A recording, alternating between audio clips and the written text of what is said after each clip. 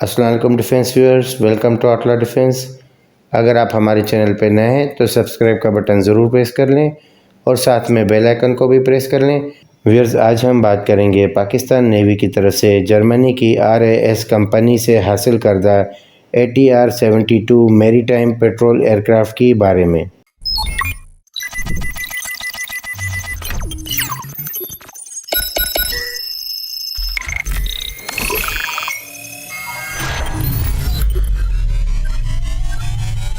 سال 2016 میں پاکستان نیوی نے اپنے پرانے فوکر میری ٹائم پیٹرول ایئرکرافٹ کو ریپلیس کرنے کے لیے جرمنی کی رائن لینڈ ایئر سروس سے 4 کے قریب ATR-72 میری ٹائم پیٹرول ایئرکرافٹ کو خریدنے کا معاہدہ کیا تھا۔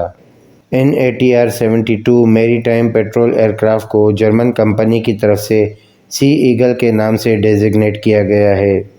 پاکستان نیوی کی طرف سے ان ATR-72 MPA سی ایگل ایئرکرافٹ کو پاکستان کی سمندری حدود کی نگہبانی، سرویلنس، ریکونیسنس اور دشمن کی سمندری نقل و حرکت پر نظر رکھنے کا اہم ٹاسک بھی دیا گیا ہے، اور اگر ضرورت پڑنے پر دشمن پاکستان کی سمندری حدود کی خلاف ورزی کرتا ہے تو پاکستان نیوی آلریڈی جرمنی سے ان ایئرکرافٹ کو ایک اچھے اور بہتر ویپنز پیکیج سے بھی انٹیگریٹ کرا چکی ہے۔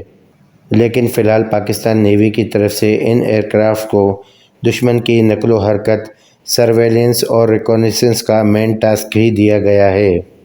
لیکن پھر بھی پاکستان نیوی کی طرف سے ان ایئرکرافٹ میں سیکنڈری اٹیکنگ کیپیبلٹی اسی لیے ایڈ کرائی گئی کہ ضرورت پڑنے پر اگر پاکستان نیوی کے سپورٹنگ ایئرکرافٹ اس ریجن میں نہ پہنچ پائیں تو پاکستان نیوی ان ایئرکرافٹ کے ذریعے انڈین نیول شپس اور سب میرینز کو اٹیک کر سکے۔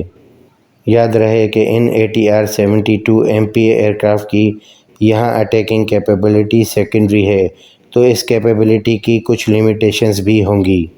یہاں آپ کو یہ بھی بتاتا چلوں کہ پاکستان نیوی ان سی ایگل ایئرکرافٹ کو دشمن کے ٹارگٹس کی ڈیٹیکشن، ٹریکنگ اور ان کے ریئل ٹائم کوآرڈینیٹس کو سیٹلائٹ کمیونیکیشن کے تھرو پاکستان نیوی کے دیگر پلیٹ فارم سے شیئر کرنے کے لیے بھی یوز کرے گی۔ تو یہاں یہ سمجھ لیں کہ یہ ایئرکرافٹ پاکستان نیوی کے لیے اپنی سمندری حدود میں سننے اور دیکھنے کا کام کریں گے۔ ایک بار اگر دشمن کے ٹارگٹس کو ان ایئرکرافٹ کے ذریعے ٹریک اور ڈیٹیکٹ کر لیا گیا تو پاکستان نیوی بآسانی اپنے سرفیس ویسلز، سب میرینز اور دیگر ایئرکرافٹ کے ذریعے ان دشمن کے ٹارگٹس کو نیست و نابود کرنے کی بھی صلاحیت رکھتی ہے۔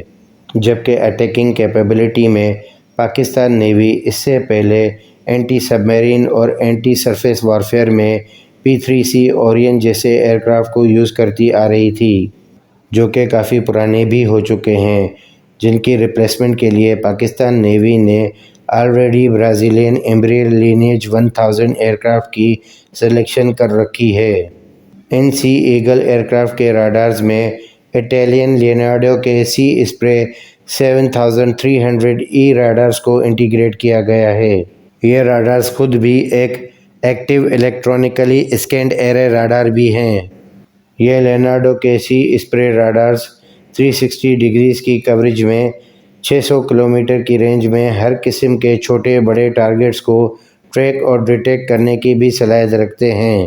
لیکن یہاں کچھ سورسز کی طرف سے کہا یہ بھی گیا ہے کہ پاکستان نیوی کے 3rd اور 4th سی ایگل ایئرکرافٹ پر لیونارڈو کے سی اسپرے 7500 ایسا راڈارز کو بھی انٹیگریٹ کیا گیا ہے، جو کہ اس کیٹیگری کے سب سے بہترین اور سب سے نئے راڈارز ہیں۔